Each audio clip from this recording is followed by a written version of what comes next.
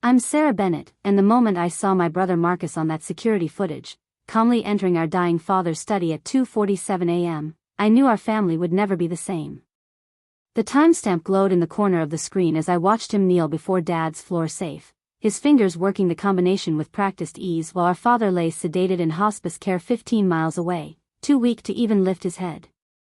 What Marcus didn't know was that Dad had installed a secondary camera system 3 months earlier, hidden so expertly that even I hadn't known about it until the security company called me. By the time Marcus left that house 4 hours later, he had emptied every dollar of the $1.2 million in cash Dad had accumulated over 40 years of running his construction business. 3 days later, Dad was gone, and Marcus stood at his funeral with tears streaming down his face, playing the role of devastated son with an Oscar-worthy performance. Before we jump back in, tell us where you're tuning in from, and if this story touches you, make sure you're subscribed, because tomorrow, I've saved something extra special for you. My relationship with Dad was built on Sunday morning breakfasts and honest conversations. Every week since I turned 16, I'd show up at his house at 7 in the morning, and we'd cook together in that old kitchen with the yellow wallpaper Mom had picked out before she died. Dad made the best blueberry pancakes in 3 counties, a recipe passed down from his Norwegian grandmother that he guarded like a state secret. We'd talk about everything while we cooked, my struggles in nursing school, his concerns about the business, politics, books we were reading, dreams we were chasing. Those mornings were sacred to both of us, a ritual that continued even after I got married to Tom and had my daughter Lily. Dad would set an extra place for them, expanding our tradition to include the family I was building. Dad wasn't a demonstrative man in the traditional sense. He didn't say I love you casually or give hugs for no reason. But his love showed in 1,000 other ways. The way he kept my favorite coffee creamer stocked in his fridge even though he drank his black. How he'd leave articles torn from magazines on my car windshield about topics I'd mentioned being interested in. The college fund he'd set up for Lily the day she was born, contributing to it every single month without fail. When my marriage to Tom started falling apart 2 years ago, Dad simply handed me the keys to his cabin upstate and said, "Take as much time as you need to think." No judgment, no questions, just support. Dad built Bennett Construction from absolutely nothing. He started at 19 with a borrowed truck, a set of used tools, and a willingness to outwork anyone else in the county. By the time he was 30, he had a crew of 15 and a reputation for quality work that money couldn't buy. By 40, Bennett Construction was the go-to company for commercial projects throughout the region. Dad never forgot where he came from, though. He paid his workers better than industry standard, offered health insurance when most small construction companies didn't, and had a policy of hiring guys who were down on their luck and needed a second chance. Some of my earliest memories are of Dad bringing home workers for dinner, men who had nowhere else to go for Thanksgiving or Christmas, treating them like family because that's who he was. The business made Dad wealthy, though you'd never know it from how he lived. He drove the same truck for 12 years, lived in the modest 3-bedroom house he'd bought when he married Mom, and his idea of a splurge was buying the good steaks instead of the ones on sale. But he was smart with money in ways that mattered. He invested carefully, saved aggressively, and yes, he kept a significant amount of cash on hand. Old habits from growing up poor, he'd explain. I like knowing I can handle any emergency without waiting for a bank to open or a loan to process. The safe in his study held that emergency fund, money he'd accumulated over decades, always planning for disasters that might strike his business or family. My brother Marcus was a different story entirely. 3 years older than me, he'd been the golden child in Mom's eyes, charming and charismatic in ways that made people overlook his flaws. Where I was studious and serious, Marcus was the life of every party. Where I worked through college and graduate school, Marcus coasted on natural intelligence and Dad's money, changing majors 4 times before finally graduating with a business degree he never actually used. Mom had died when I was 17 and Marcus was 20, a sudden aneurysm that shattered our family. Dad threw himself into work to cope. I threw myself into my nursing studies. Marcus threw himself into a lifestyle of expensive tastes and questionable decisions. The pattern with Marcus was always the same. He'd start a new business venture with great enthusiasm and bigger promises. Dad would invest, wanting to believe in his son despite mounting evidence that Marcus lacked follow-through. The venture would fail within a year, the money would be gone, and Marcus would show up with another brilliant idea and a request for one more chance. There was the sports bar that closed after 8 months. The cryptocurrency trading scheme that lost everything. The real estate flipping business that coincided with the market crash. Each failure cost Dad tens of thousands, sometimes more, and each time Marcus had an excuse that somehow made it sound like bad luck rather than bad judgment. I tried talking to Dad about it during our Sunday breakfasts. "He's never going to learn if you keep bailing him out," I'd say, trying to keep the frustration from my voice. Dad would just sigh and flip another pancake. "He's my son, Sarah. What am I supposed to do, watch him fail and not help?" "But there's helping and there's enabling," I'd argue. "You're teaching him that consequences don't exist."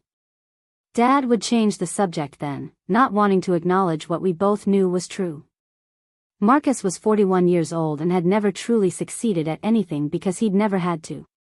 Dad's money was always there to catch him when he fell.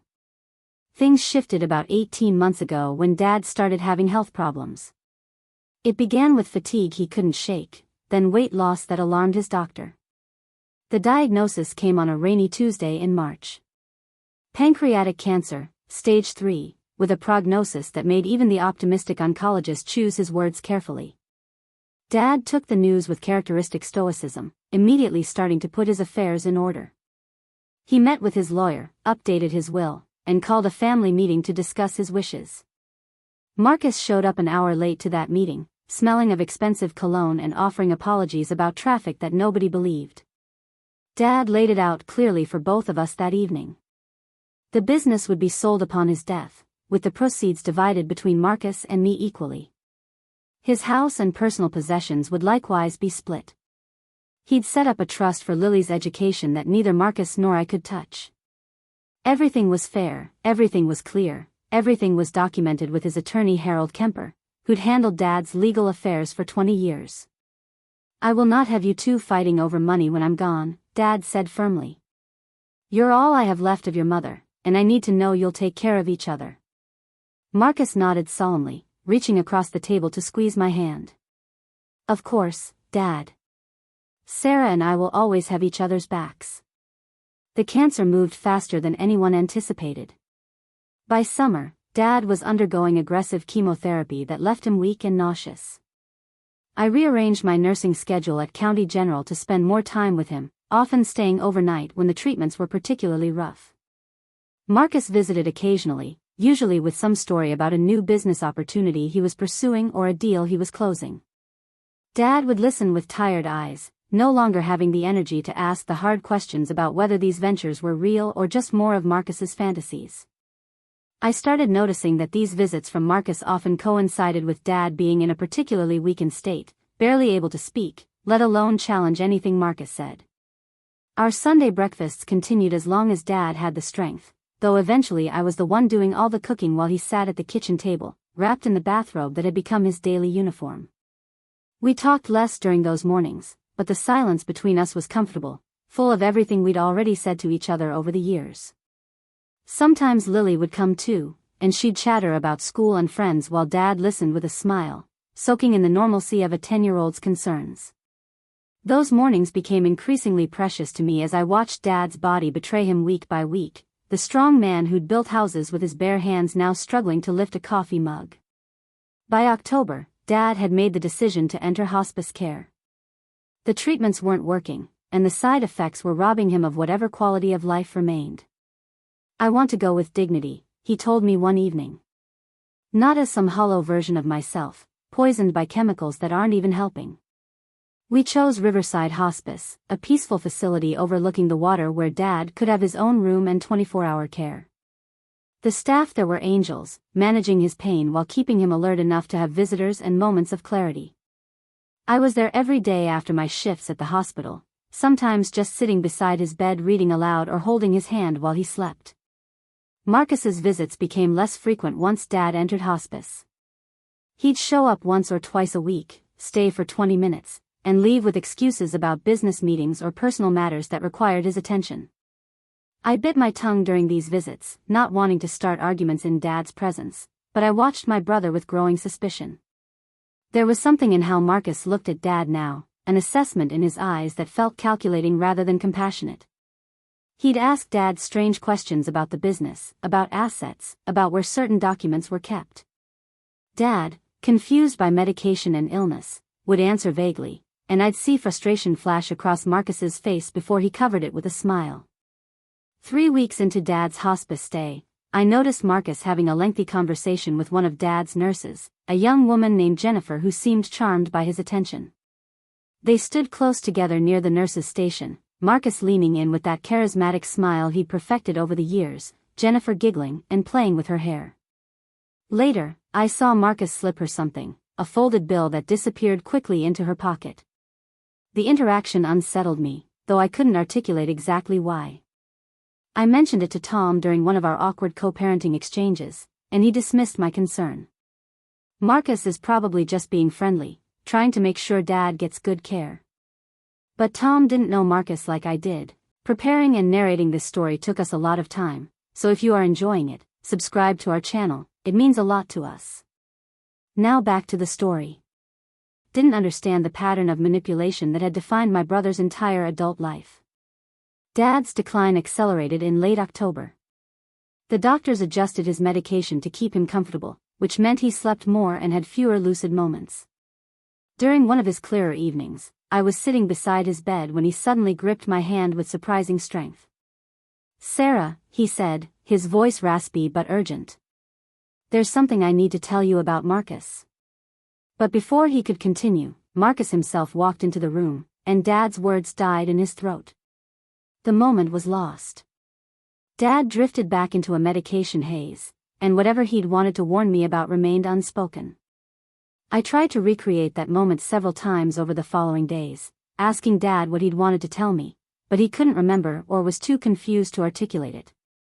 It was Halloween night when everything changed. I was at home with Lily, helping her sort through her trick-or-treat candy and listening to her excited chatter about her friends' costumes, when my phone rang. The caller ID showed Sentinel Security Systems, a company I didn't recognize. "This is Sarah Bennett," I answered, expecting a sales pitch. "Ms. Bennett, this is Derek Martinez from Sentinel Security. We handle the monitoring for your father Robert Bennett's property. I'm calling because we've detected activity at the residence, and our records show you're listed as the primary emergency contact." My stomach dropped. Activity? What kind of activity? Someone entered the house approximately 2 hours ago using a key code. They're still inside. We've been monitoring the situation per your father's instructions, and he specified that you should be contacted if anyone accessed the property during specific hours. I didn't understand.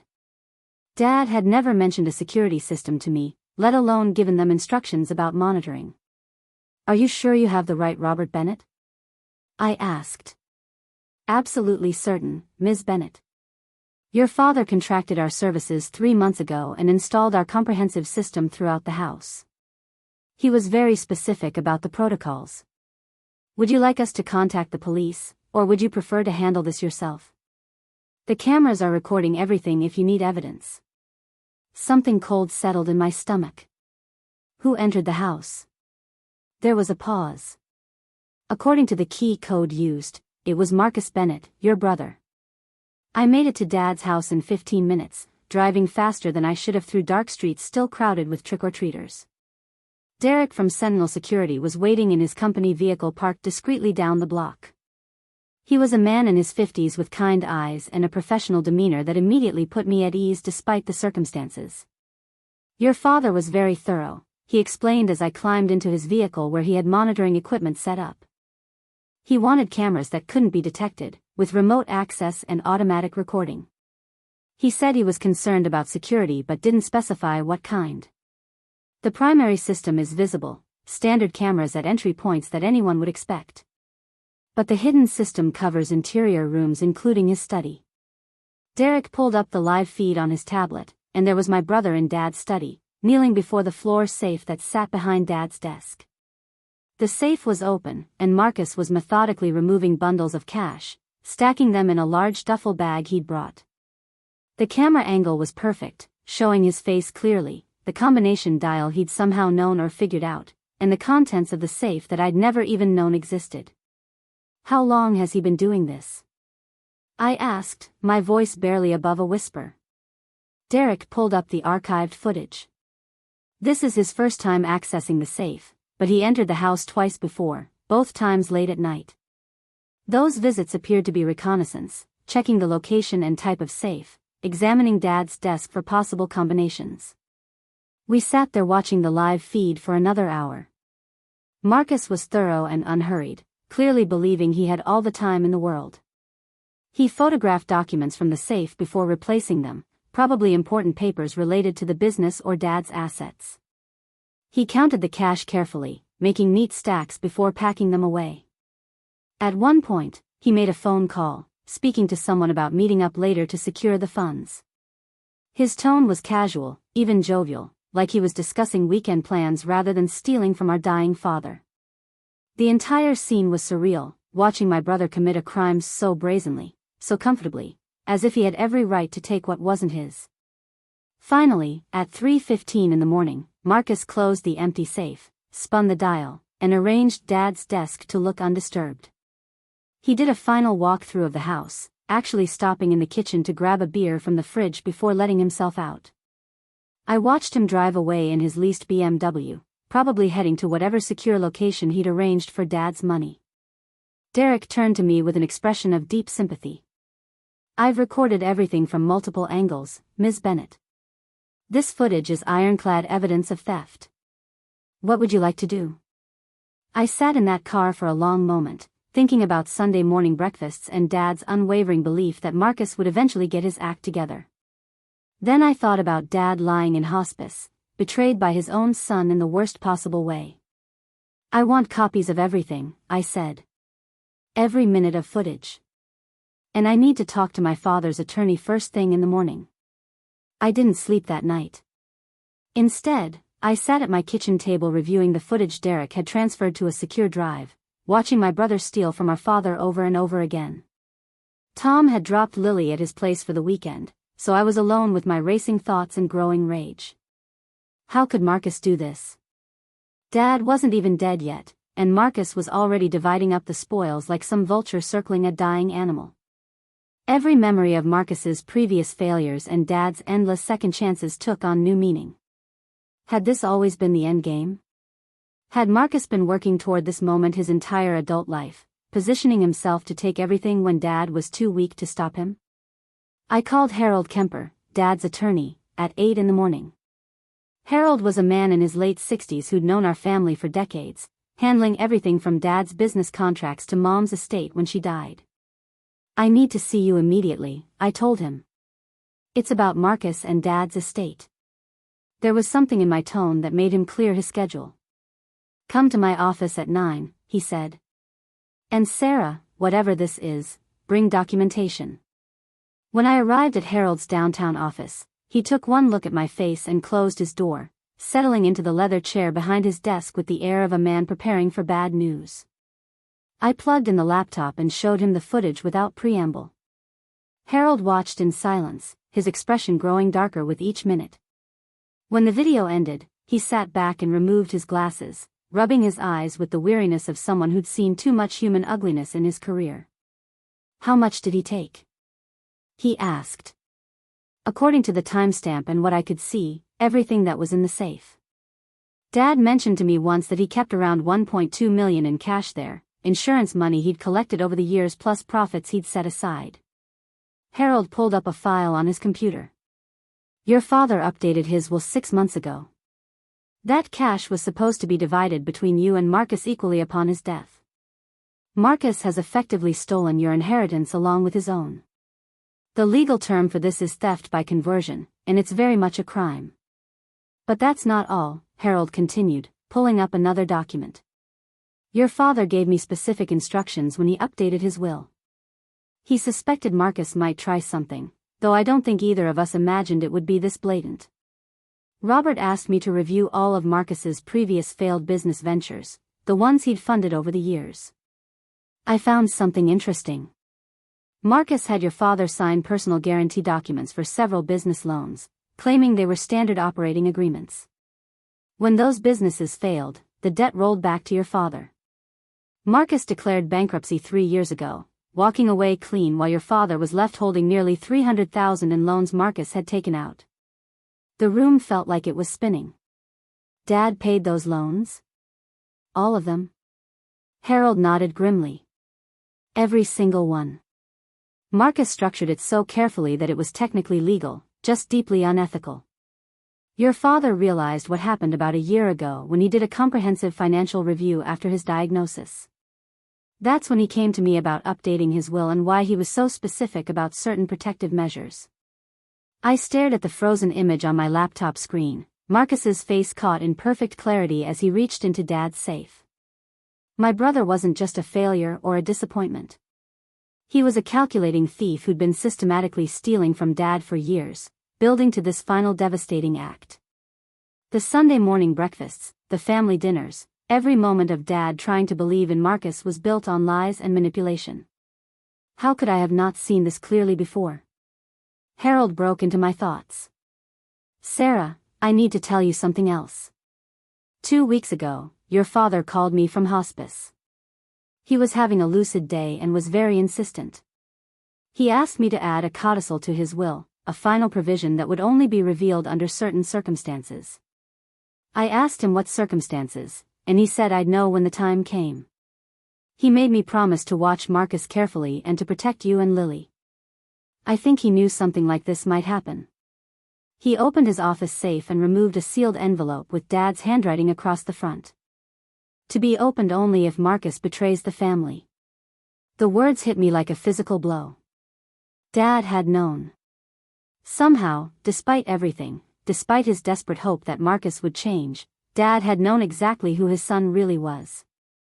We sat there in Harold's office for another 2 hours, developing a strategy.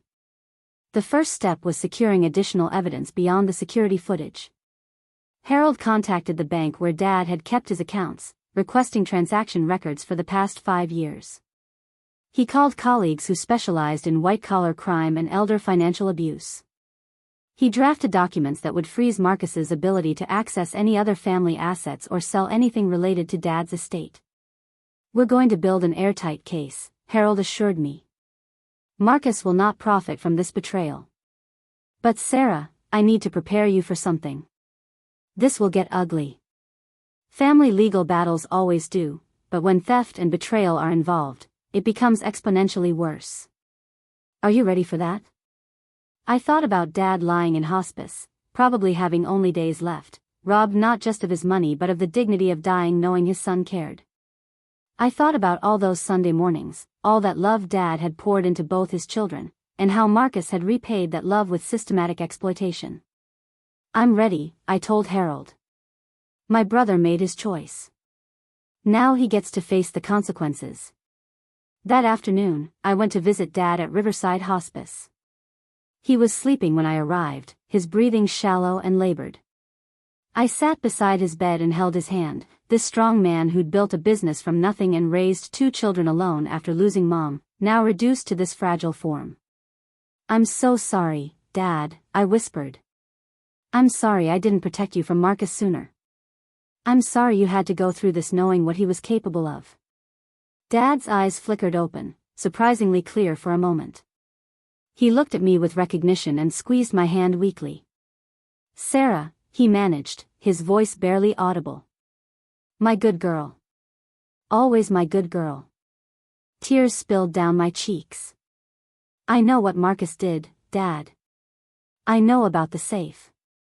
You don't have to worry. I'm handling it. Something that might have been relief crossed Dad's face. He tried to speak again, but the effort was too much. His eyes closed, and within seconds he was asleep again, the moment of clarity passed. I stayed with him through the evening, watching the sun set over the water through his window, thinking about justice and family and the terrible weight of betrayal. Tomorrow I would confront Marcus. Tomorrow the legal machinery would begin grinding forward. But tonight, I simply sat with my father, bearing witness to his final days and silently promising him that his sacrifice, all those years of loving and supporting an ungrateful son, would not be completely in vain. The truth would come to light.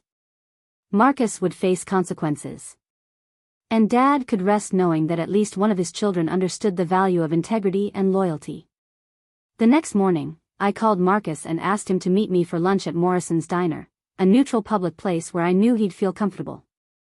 He agreed readily, probably assuming this was about coordinating Dad's care or discussing funeral arrangements. When he arrived, he was dressed in an expensive suit I knew he couldn't afford, all flash and confidence. "Hey sis," he greeted me with a hug I barely returned. "How's Dad doing? Any changes?"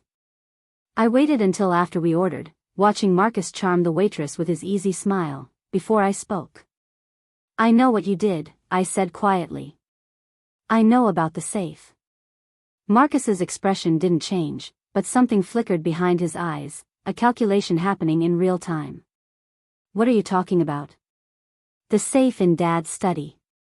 The one you emptied on Halloween night while Dad was dying in hospice. All $1.2 million of it."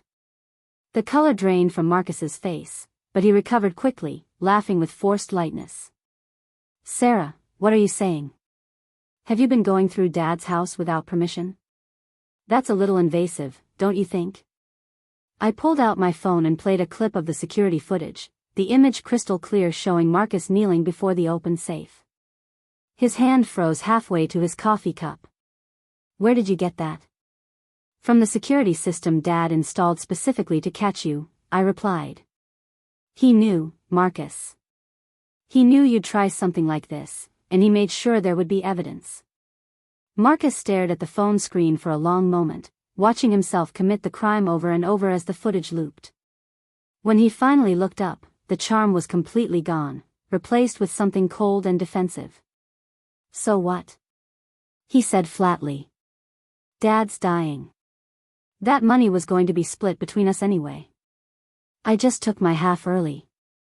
"Your half?" I kept my voice low, aware of the other diners around us. "You took everything, Marcus.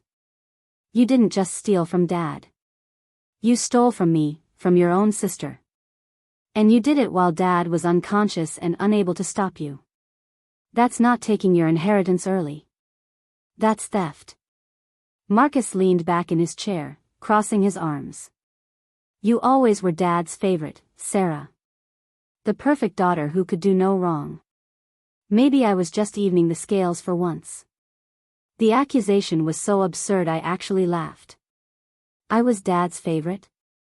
I was the one who showed up every single week, who took care of him during his treatments, who rearranged my entire life to be there for him.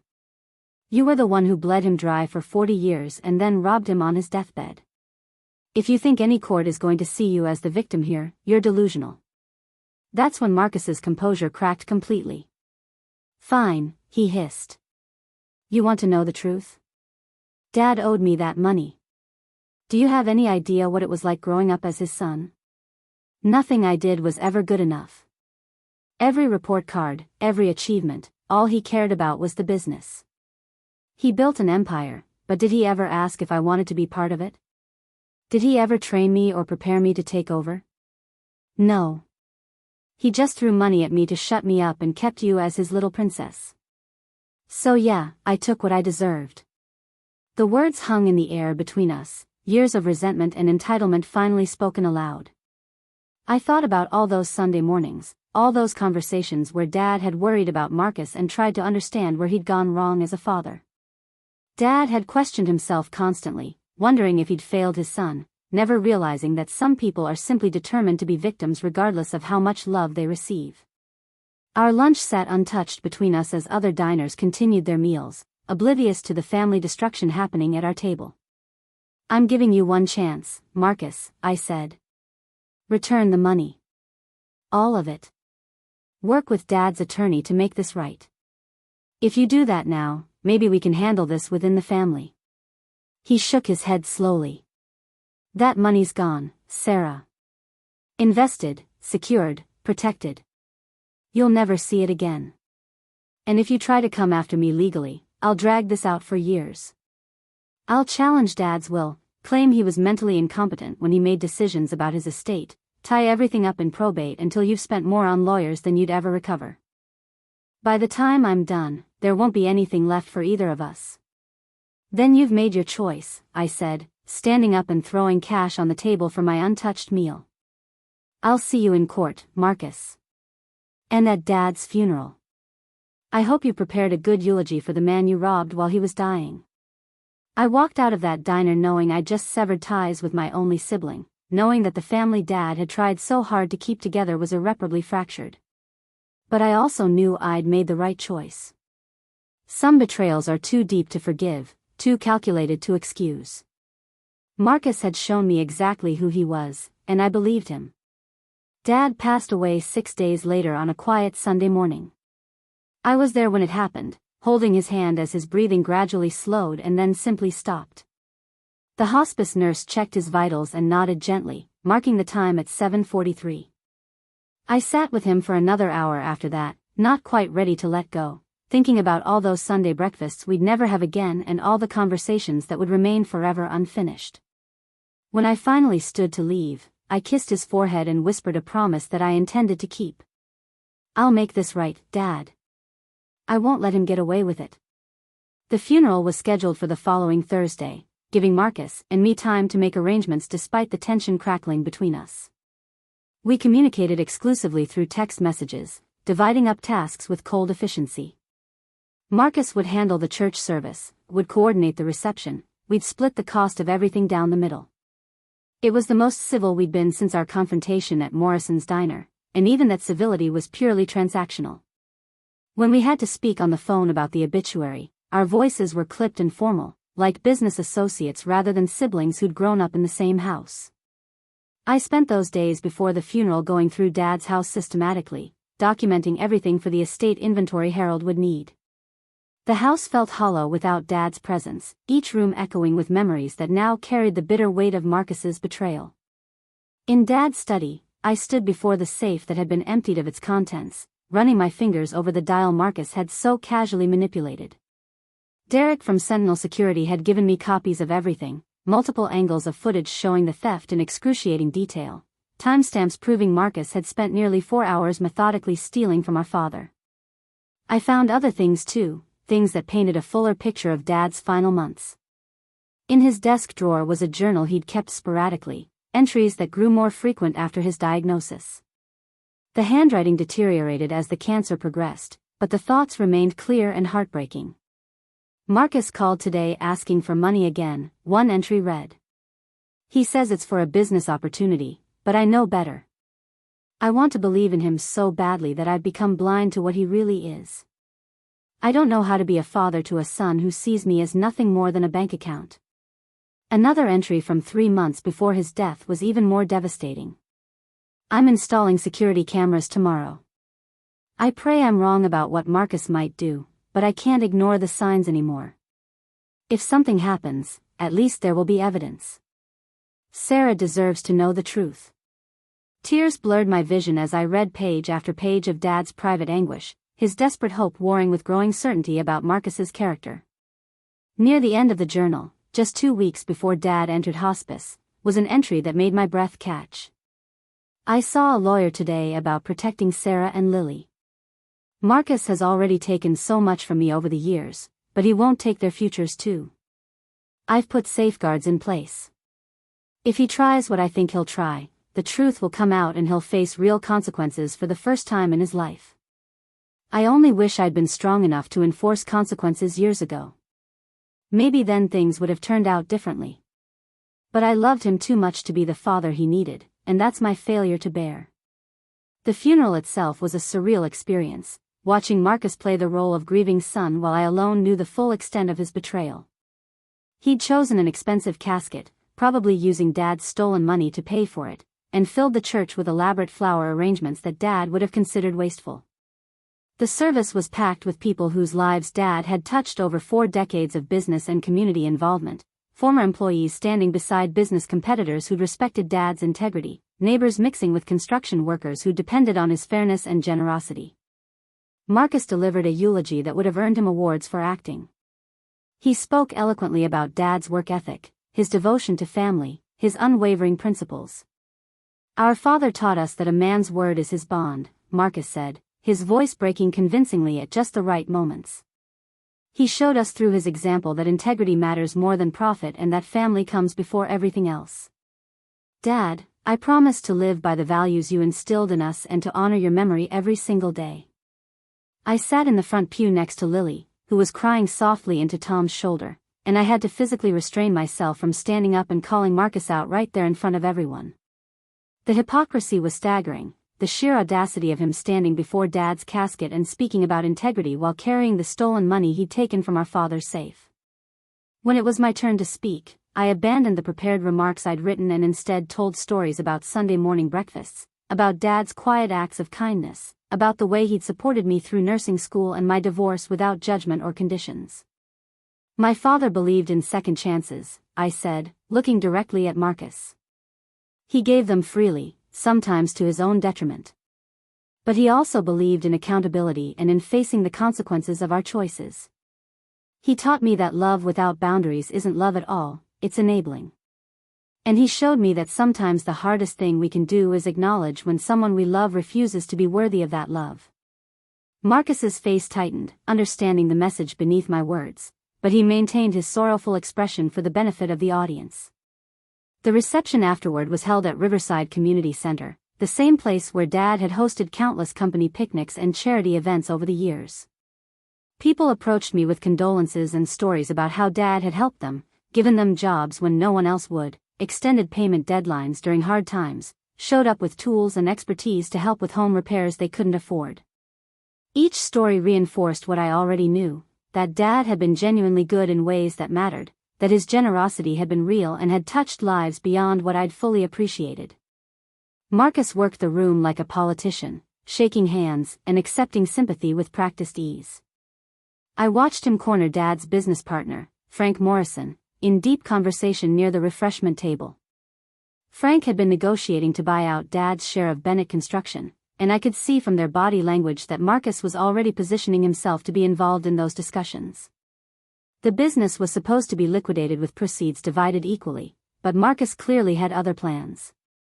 He'd probably try to claim some special knowledge or relationship that entitled him to a larger share or to remain involved in operations.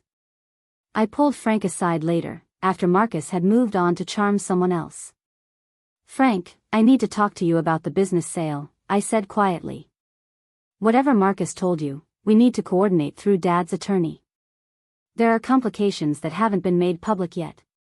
Frank, a straightforward man in his 60s who'd worked alongside Dad for 20 years, studied my face carefully. "Sarah, your father warned me there might be issues with Marcus. He didn't give me details, but he asked me to make sure everything went through proper legal channels and not to agree to anything without Harold Kemper's approval. Does this have to do with why Marcus suddenly has money to throw around on fancy funerals and new suits?" I nodded, keeping my voice low. "It does, and it's worse than you think. Just promise me you won't make any deals with Marcus without checking with Harold and me first. Dad trusted you, Frank. I'm asking you to honor that trust now." Frank squeezed my shoulder. "You have my word, Sarah. Whatever's going on, we'll do this right. Your dad deserves that much." The knowledge that at least some people would stand with me against Marcus's manipulations provided small comfort on an otherwise devastating day. The following week brought the first official reading of Dad's will, scheduled at Harold Kemper's office with all interested parties present. Marcus arrived 15 minutes late, full of apologies about traffic that fooled no one. Harold's conference room felt cramped with the assembled group, me and Marcus, Frank Morrison representing the business interests, Dad's accountant Patricia Wells, and two representatives from the bank that held various accounts and the mortgage on Dad's house. Harold sat at the head of the table with Dad's file spread before him, looking every bit the veteran attorney about to navigate complicated family waters. "Before we begin with the formal reading," Harold said, "I need to address an urgent matter that has come to my attention." He looked directly at Marcus. "Mr. Bennett, I'm aware that you accessed your father's home safe on October 31st and removed approximately $1.2 million in cash. This action constitutes theft under state law, as those funds were explicitly designated in your father's estate plan to be distributed according to specific instructions. I'm formally notifying you that this matter has been reported to local authorities and that you are currently under investigation for grand larceny and elder financial abuse." The room went completely silent. Marcus's face cycled through shock, anger, and calculation in rapid succession before settling on indignant denial. "That's ridiculous," he said. "I have every right to access my father's property. I'm his son and executor of his estate." "Actually," Harold replied calmly, "you're not the executor. Your father specifically designated Sarah as executor in his most recent will, updated 6 months ago. You have no legal authority over any aspect of the estate.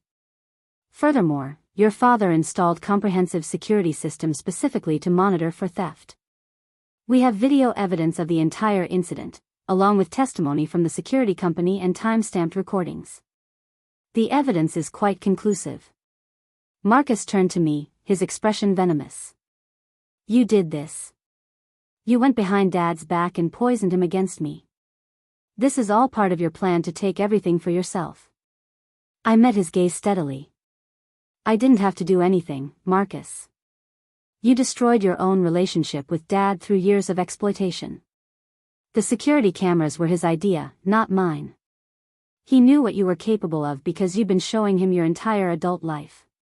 The only difference is that this time there's irrefutable proof." Patricia Wells, Dad's accountant for 15 years, spoke up quietly. "Marcus, I've been reviewing your father's financial records as part of the estate settlement. Over the past 10 years, you've received nearly $700,000 from him in various loans and investments, none of which were repaid. You declared bankruptcy 3 years ago, leaving your father responsible for an additional $300,000 in business debts you'd personally guaranteed in his name. This pattern of financial abuse has been thoroughly documented." Harold continued with the will reading, outlining the division of assets exactly as Dad had explained to us months earlier. The house, the business sale proceeds, personal property, all to be divided equally between Marcus and me after debts and expenses were paid. But then Harold reached the codicil Dad had added 2 weeks before his death, the sealed envelope he'd shown me in his office. "Your father included a final provision," Harold said, opening the envelope and removing a handwritten letter. "He specified that this was to be read aloud if there was evidence of theft or betrayal by either beneficiary. Since those conditions have been met, I'll read it now."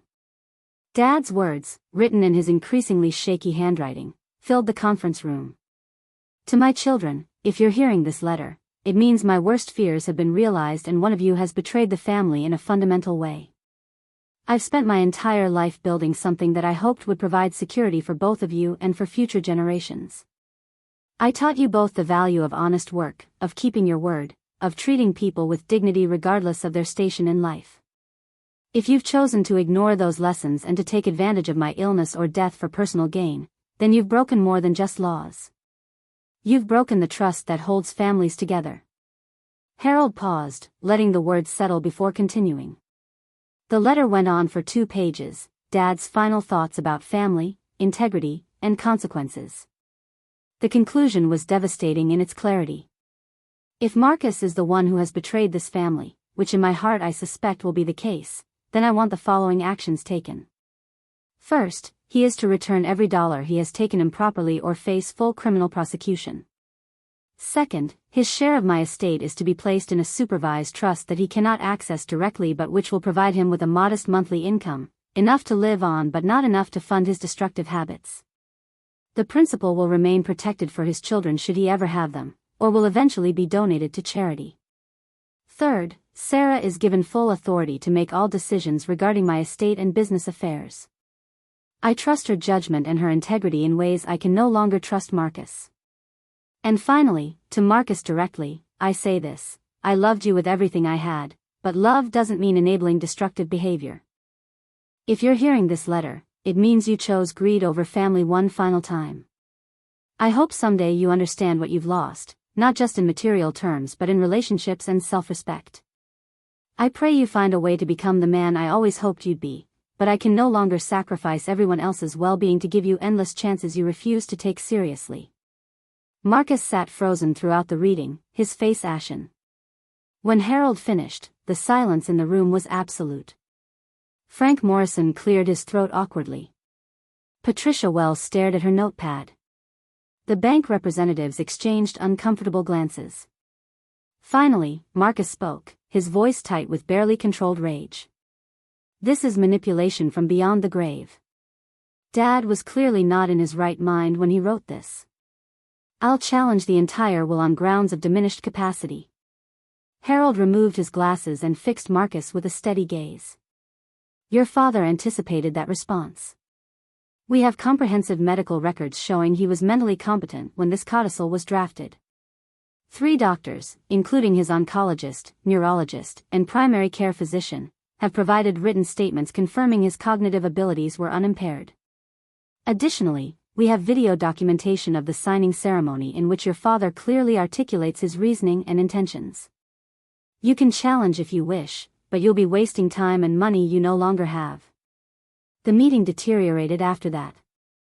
Marcus stormed out, threatening lawsuits and investigations into Harold's handling of the estate. The remaining parties discussed next steps in clinical terms: criminal complaints to be filed, asset freezes to be implemented, business valuations to be conducted. I sat through it all in a kind of numb shock, mourning not just Dad's death but the complete dissolution of any pretense that Marcus and I had a salvageable relationship. We'd gone from siblings who'd grown up together to legal adversaries in the span of 2 weeks, and there was no path back from this precipice. That evening, I sat in my apartment with Lily doing homework at the kitchen table while I reviewed the mountain of legal documents Harold had given me. The executor responsibilities were overwhelming, made worse by having to simultaneously pursue criminal charges against my own brother. Tom had picked up on the tension when he dropped Lily off, asking if everything was okay beyond the obvious grief of losing Dad. I'd given him a abbreviated version of events, watching his expression shift from disbelief to anger on my behalf. "If you need anything, character witnesses, someone to watch Lily during court appearances, whatever, just ask," he'd said. Despite our divorce, Tom had always liked Dad and was genuinely appalled by Marcus's actions.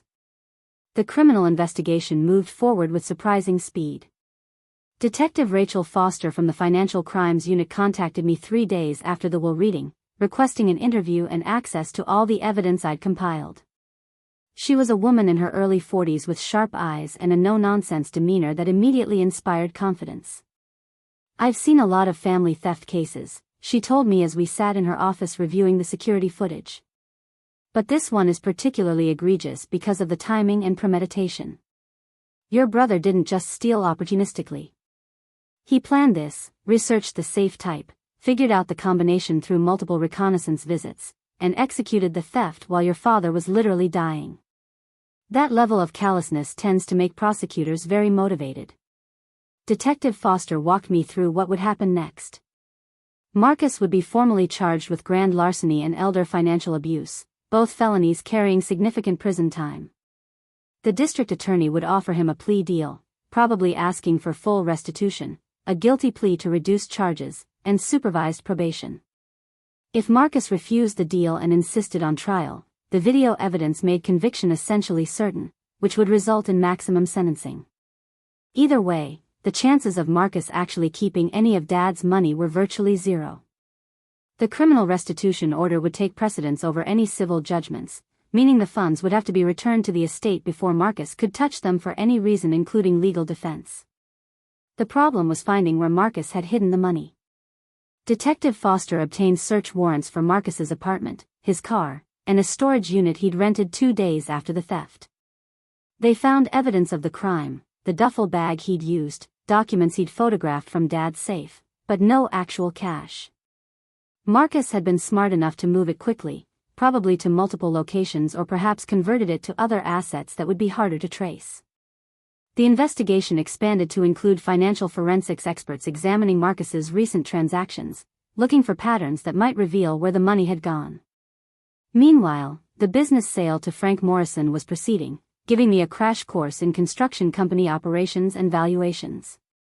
Frank was patient and fair, walking me through every aspect of the deal and explaining Dad's role in various ongoing projects. "Your father was the heart of this operation," Frank told me during one of our meetings. "Not just because he was a skilled builder, but because people trusted him. That trust is worth almost as much as the physical assets. I need you to understand that some of that trust transfers to you as his daughter, but only if you handle this sale with the same integrity he showed. No shortcuts, no hidden terms, everything transparent and documented. I spent hours at the construction office going through Dad's files, learning about contracts and subcontractors and permit processes. Some of the crew members who'd worked for Dad for years would stop by to share condolences and stories, reinforcing how much he'd meant to people beyond just being their boss. There was Miguel, who Dad had hired 15 years ago when no one else would give him a chance because of a minor criminal record, now a foreman with his own crew. There was Janet, the office manager Dad had kept on salary for 6 months when she was going through cancer treatment, never once suggesting she should resign. These people had loved Dad authentically, and their grief felt more honest than anything Marcus had performed at the funeral. The estate inventory revealed other surprises beyond the stolen cash.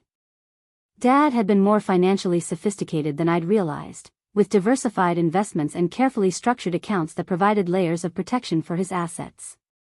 He'd set up Lily's education trust in such a way that Marcus couldn't touch it even if he somehow managed to challenge other aspects of the will. There were life insurance policies I hadn't known about, with me designated as beneficiary and Lily as contingent beneficiary. Dad had even prepaid for his burial expenses years ago, ensuring that neither Marcus nor I would have to scramble for funeral costs during our grief. One particularly touching discovery was a safe deposit box at Dad's bank containing personal items he'd wanted preserved. Mom's wedding ring and the locket she'd worn constantly, both left for me with a note saying these belonged to the daughter who most reminded him of his late wife. There were letters he'd written to Lily, one for each birthday through her 18th year, sharing wisdom and stories and grandfather's pride. There were photographs from his own childhood, him and his parents who'd immigrated from Norway with nothing and built a modest life through relentless work, the origin story of the work ethic that had defined Dad's entire life. Each item felt like a message from beyond death, Dad's way of ensuring his values and history were passed down properly. Marcus was formally arrested 6 weeks after Dad's death.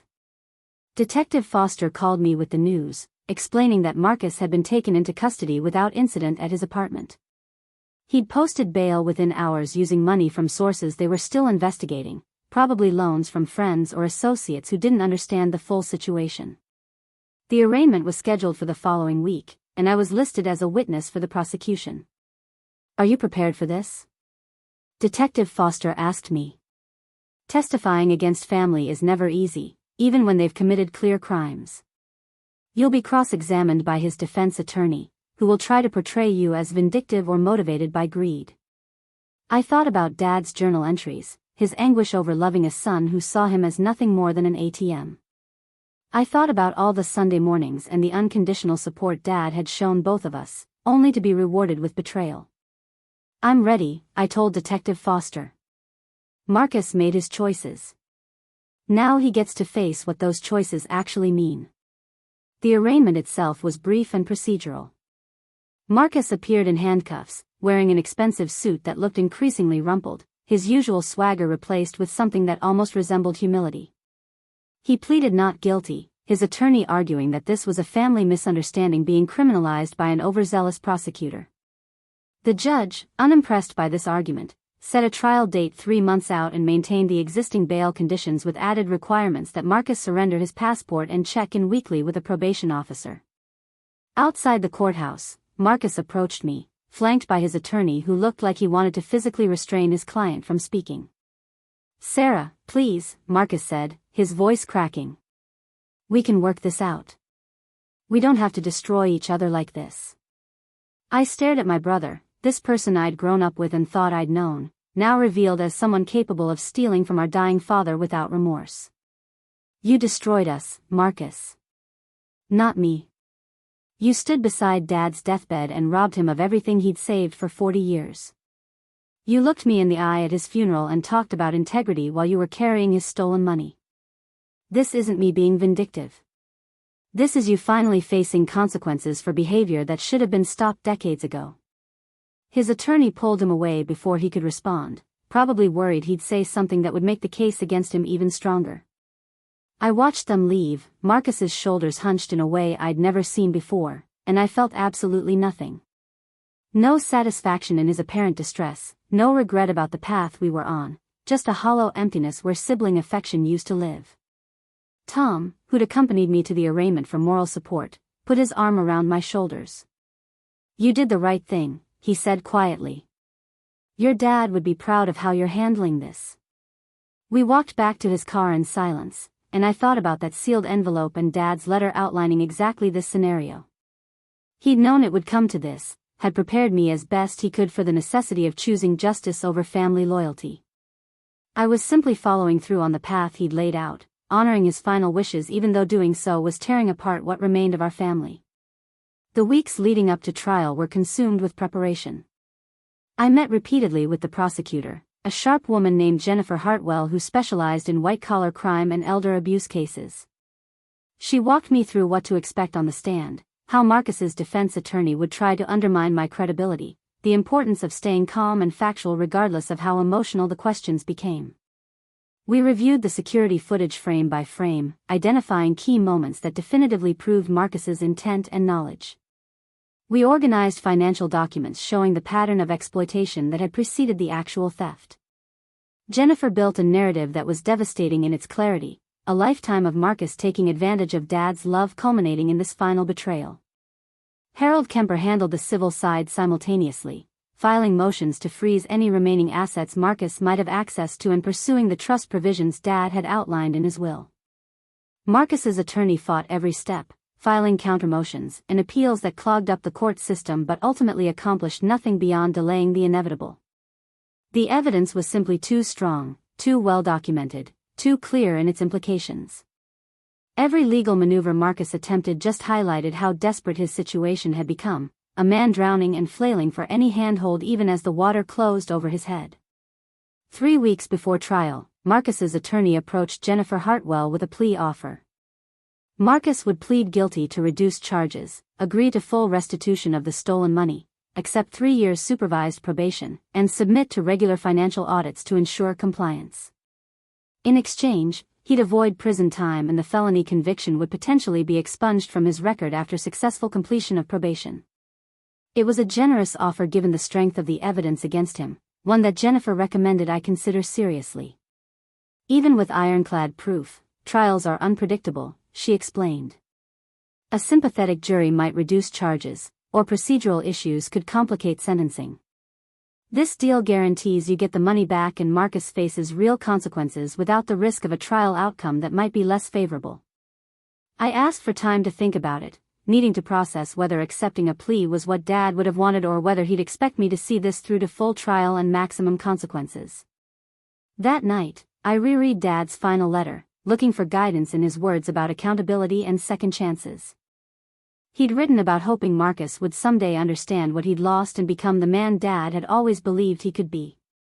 That hope, even in the face of such complete betrayal, felt like permission to accept a resolution that held Marcus accountable while stopping short of destroying him completely.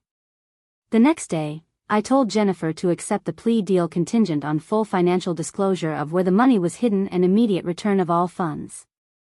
Marcus's attorney negotiated one modification: the full restitution would occur in stages, with $300,000 returned immediately from assets Marcus could access quickly, and the remainder traced and returned over the following 6 months as forensic accountants unwound the various methods he'd used to hide and move the cash. It wasn't ideal, but it was enforceable through the court system and guaranteed that eventually every dollar would be recovered. The plea hearing was scheduled for 2 weeks later, and I prepared myself for the difficult experience of watching my brother formally admit to crimes against our father in open court.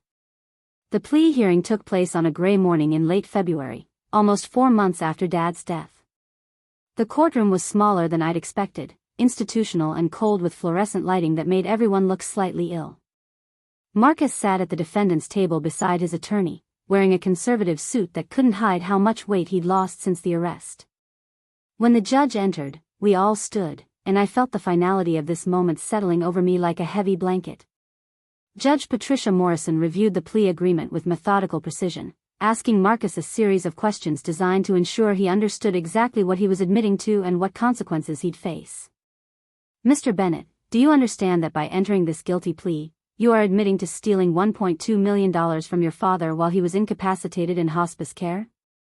Yes, Your Honor, Marcus replied, his voice barely audible. Do you understand that you are required to make full restitution of these funds according to the schedule outlined in your agreement? Yes, Your Honor. Do you understand that failure to comply with any provision of your probation will result in immediate imprisonment? Yes, Your Honor. The judge then asked if Marcus wished to make a statement before sentencing was imposed. Marcus stood slowly, gripping the table for support, and turned slightly toward where I sat in the gallery. Your Honor, I want to apologize to my sister Sarah and to the memory of my father. I made terrible choices driven by desperation and poor judgment. I know my words can't undo the harm I've caused, but I am genuinely sorry and committed to making full restitution. His voice cracked on the last words, and for a brief moment I wondered if his remorse might actually be real rather than performed. Judge Morrison accepted the plea and imposed the agreed-upon sentence: 3 years supervised probation, mandatory financial counseling and gambling addiction treatment, 500 hours of community service, and immediate commencement of the restitution schedule. She then added something that hadn't been part of the negotiated agreement. Mr. Bennett, I'm also ordering you to have no contact with your sister or her family except through attorneys regarding estate matters. You've demonstrated an inability to maintain healthy family boundaries, and I believe this restriction is necessary for everyone's protection. The court is adjourned. Outside the courthouse, Harold Kemper walked me to my car while explaining the next steps in the estate settlement.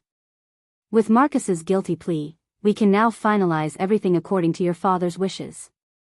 The trust provisions will be implemented, the business sale to Frank can be completed, and you'll have full authority to wrap up all remaining matters. This should be over within 6 months, Sarah. You've handled an impossible situation with remarkable grace. I thanked him mechanically, my mind already moving forward to a future without Marcus in it, without the brother I'd once loved and trusted before understanding who he really was beneath the charm. The first restitution payment arrived 2 weeks later, $300,000 transferred directly into the estate account. Detective Foster called to explain that Marcus had liquidated several assets including a boat he'd purchased with Dad's stolen money and jewelry he'd bought for a girlfriend nobody in the family had known existed. The forensic investigation into the remaining funds was ongoing, with Marcus cooperating fully to avoid probation violations. They'd traced significant portions of the money to offshore accounts and cryptocurrency investments, sophisticated hiding places that suggested Marcus had planned this theft far more carefully than anyone had initially realized. Over the following months, I watched the restitution payments trickle in as various hidden assets were discovered and converted back to cash. Each payment felt like a small victory, proof that Dad's final wishes were being honored despite Marcus's attempts to circumvent them. The business sale to Frank Morrison closed successfully, adding substantial funds to the estate that would be divided according to Dad's instructions. The house sold quickly to a young family who promised to maintain the garden and the character of the place Dad had loved, which somehow mattered to me even though I'd never have to see it again. By summer, nearly 8 months after Dad's death, the estate was essentially settled. Marcus had made his final restitution payment, the last of the stolen money recovered from an account in the Cayman Islands that had required international cooperation to access. Harold distributed the funds according to the trust provisions, with my half transferred directly to me and Marcus's half placed in the supervised trust that would dole out modest monthly payments for the rest of his life. The principal would remain protected, accumulating interest but never accessible to Marcus himself, eventually passing to any children he might have or to charity if he died childless. I used a portion of my inheritance to establish the Robert Bennett Scholarship Fund at the local community college, full-ride scholarships for students pursuing construction trades or nursing, the 2 paths Dad had most respected. The fund would support 4 students annually in perpetuity, a living legacy that felt more meaningful than any material possession. I also donated significant funds to Riverside Hospice in Dad's name, improving their facilities and establishing a financial assistance program for families who couldn't afford quality end-of-life care. These acts of generosity felt like completing Dad's unfinished work, extending his values and compassion beyond his own lifetime. Lily and I started a new Sunday morning tradition, making Dad's blueberry pancakes together in our kitchen while talking about our week and remembering stories about her grandfather. She was old enough now to understand what had happened with Uncle Marcus, and we'd had difficult conversations about betrayal and consequences and the complexity of loving someone who hurts you. "Grammy says people show you who they are and we should believe them," Lily said one morning while mixing batter. "Uncle Marcus showed us he cares more about money than family, so we believe that now." Her simple clarity, unencumbered by decades of complicated history, helped me accept what I'd been struggling to fully embrace. I never heard from Marcus directly after the plea hearing, the no-contact order ensuring our lives remained completely separate. But I heard about him occasionally through mutual acquaintances or people who didn't know our history. He'd moved to a different state, taken a job in sales at a small company, and was apparently complying with all his probation requirements. Whether he'd actually changed or simply learned to hide his true nature better was unknowable and ultimately irrelevant to my life. The brother I'd grown up with was gone, replaced by someone I didn't know and had no desire to know. 1 year to the day after Dad's death, I visited his grave alone in the early morning. The headstone was simple granite engraved with his name, dates, and the phrase "beloved father and friend, builder of lives and homes." I sat on the grass beside the marker and talked to him the way I used to during our Sunday breakfasts, updating him on Lily's progress in school, on the scholarship recipients who'd sent me grateful letters, on the lives being improved through the hospice donations. I told him about selling his house and closing his business and settling his estate exactly as he'd instructed. And I told him about Marcus, about the plea and the restitution and the permanent severing of our sibling relationship. "I hope I did right by you, Dad," I whispered. "I know you wanted to believe Marcus could change, but I also know you understood he probably wouldn't. You gave me the tools to handle this situation, and I used them the best way I knew how." The morning sun was warming the grass, and birds were singing in nearby trees, and I felt a sense of peace that had eluded me for months. Dad's death had been devastating, but his life had been meaningful, and his final acts had ensured that meaning extended beyond his own existence. That was the inheritance that truly mattered, not money or property, but values and principles and the courage to enforce them even when doing so hurt. I stood to leave, brushing grass from my jeans and touching the cool granite one final time. Sunday mornings would never be quite the same without him, but the lessons learned over thousands of pancakes remained, guiding me forward through a world that had proven more complicated and painful than those simpler breakfast table conversations had prepared me for. Dad had taught me that family meant showing up, telling the truth, and holding people accountable with love, and I'd honored all three principles even when doing so tore apart the family structure we'd once had. Some betrayals are too fundamental to forgive, too destructive to overlook, and recognizing that truth was perhaps the hardest and most important lesson Dad had ever taught me. Up next, you've got 2 more standout stories right on your screen. If this one hit the mark, you won't want to pass these up. Just click and check them out.